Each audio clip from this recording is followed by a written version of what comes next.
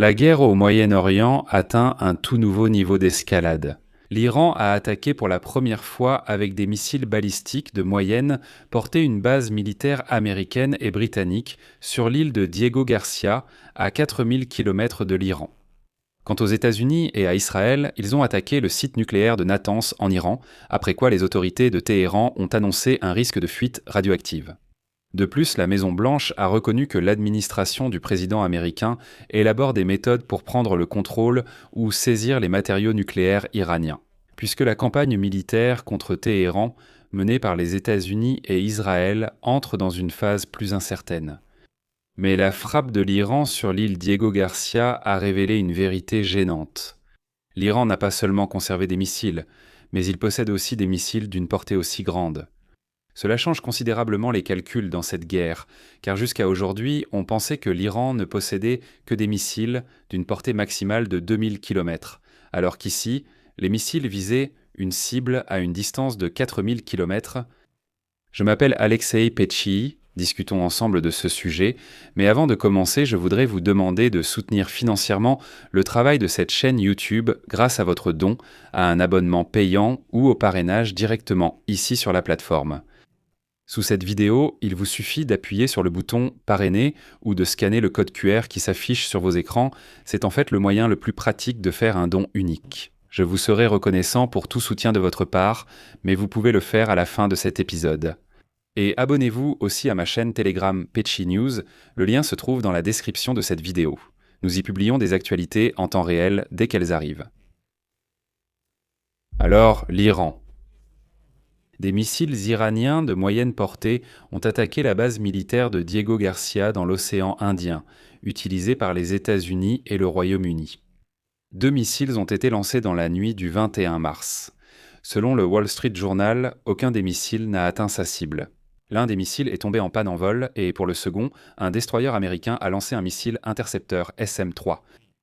L'agence iranienne MER a qualifié l'attaque de étape importante, ajoutant que l'Iran dépasse ce que l'ennemi avait imaginé auparavant. Mais c'est vraiment le cas, et ce fait réduit en poussière les affirmations de Trump selon lesquelles les États-Unis auraient déjà détruit tout le potentiel balistique de l'Iran. C'est pourquoi, comme l'a déclaré Trump lui-même, il serait possible de mettre fin à cette opération. Quelques heures seulement avant cette attaque, Trump a déclaré que les États-Unis étaient en proche d'atteindre leurs objectifs dans la guerre contre l'Iran et envisageaient même de mettre fin à la campagne militaire. Comme objectif de l'opération, il a cité la destruction totale du potentiel balistique et de l'industrie de défense de l'Iran, l'élimination de ses forces navales et aériennes, y compris tous les moyens de défense anti-aérienne, ainsi que d'empêcher Téhéran de se rapprocher de la création d'armes nucléaires. Une autre tâche, selon Trump, est d'assurer la protection au plus haut niveau des alliés de Washington dans la région, y compris Israël, l'Arabie saoudite, le Qatar et les Émirats arabes unis. Eh bien, je ne sais pas comment les monarchies du Golfe Persique, qui sont actuellement visées, ont réagi à cette phrase. Surtout après que Trump a affirmé que le détroit d'Ormuz n'était absolument pas nécessaire pour l'Amérique. Donc que ceux qui en ont besoin s'en préoccupent et essaient de le débloquer. En ce qui concerne la situation dans le détroit d'Ormuz, le président américain a déclaré que sa sécurité devait être assurée par les pays qui l'utilisent. Citation. « Les États-Unis ne le feront pas. Nous aiderons ces pays dans leurs efforts, mais cela ne devrait pas être nécessaire une fois que la menace venant de l'Iran sera éliminée. » Mais il semble que Trump, déclare trop tôt la fin de la campagne militaire. En fait, la base Diego Garcia est située à environ 4000 km de l'Iran. C'est le double de la portée maximale annoncée auparavant pour les missiles iraniens. Je vous rappelle le ministre iranien des Affaires étrangères. Abbas Araghchi a affirmé le mois dernier que Téhéran avait délibérément limité la portée de ses missiles à 2000 km afin que l'Iran ne soit pas perçu comme une menace. L'attaque actuelle signifie que l'Iran dispose de missiles d'une portée supérieure à ce qu'il avait reconnu auparavant et démontre pour la première fois sa capacité à menacer les intérêts des États-Unis en dehors du Moyen-Orient. On peut donc dire maintenant qu'en réalité, une grande partie de l'Europe pourrait se trouver dans la ligne de mire de Téhéran. C'est-à-dire qu'ils peuvent atteindre jusque-là. Diego Garcia est considéré comme l'un des sites militaires stratégiques les plus importants des États-Unis. C'est précisément depuis cette île, située dans l'archipel des Chagos dans l'océan Indien, que les États-Unis peuvent déployer des bombardiers lourds, des sous-marins nucléaires et des destroyers, et en même temps rester à une distance plus ou moins sûre. À son tour, Donald Trump s'en est de nouveau pris aux Britanniques, auxquels en fait appartient la base sur l'île de Diego Garcia, que les Américains ne sont pas autorisés à utiliser.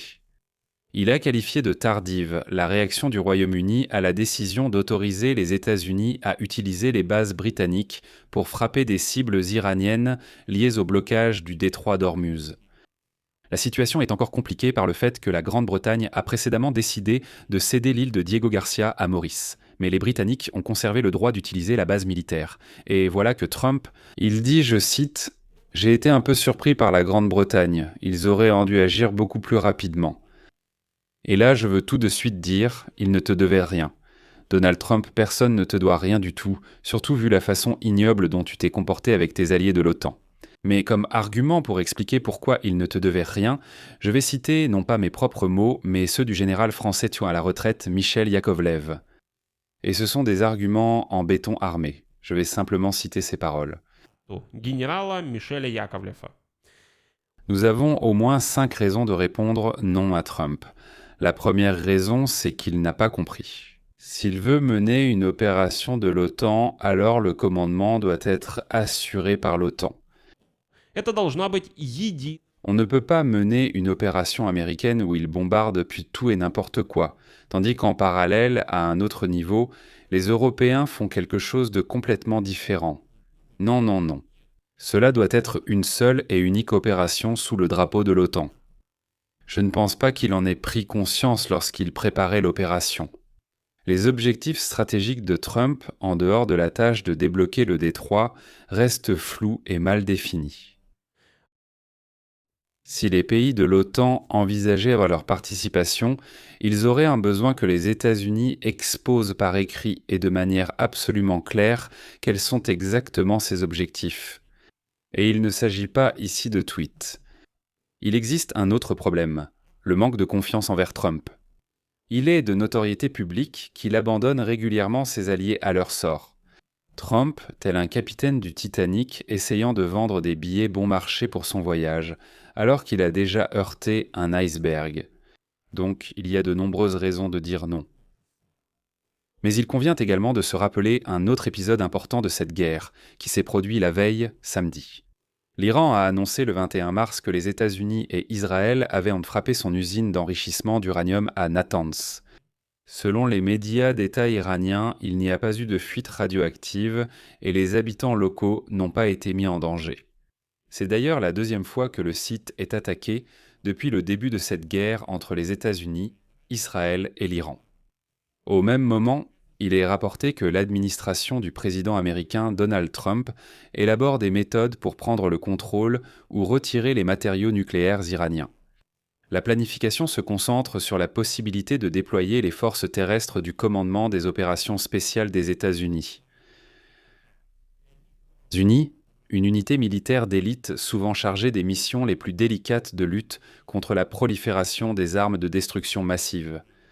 Des responsables américains déclarent que l'administration Trump n'exclut pas la possibilité de tenter de saisir les stocks d'uranium hautement enrichis de l'Iran dans le cadre de la campagne militaire en cours. Donc la guerre passe clairement à un nouveau niveau. Je vais m'arrêter ici. Donnez votre avis et vos conclusions dans les commentaires sous cette vidéo. Abonnez-vous à la chaîne, activez la cloche et n'oubliez pas de mettre un like. Je vous rappelle que je vous serai reconnaissant pour tout soutien à ce projet. Канала, как это сделать, все... Les liens et les coordonnées sont dans la description de cette vidéo. C'est tout pour aujourd'hui. Prenez soin de vous. À bientôt à tous.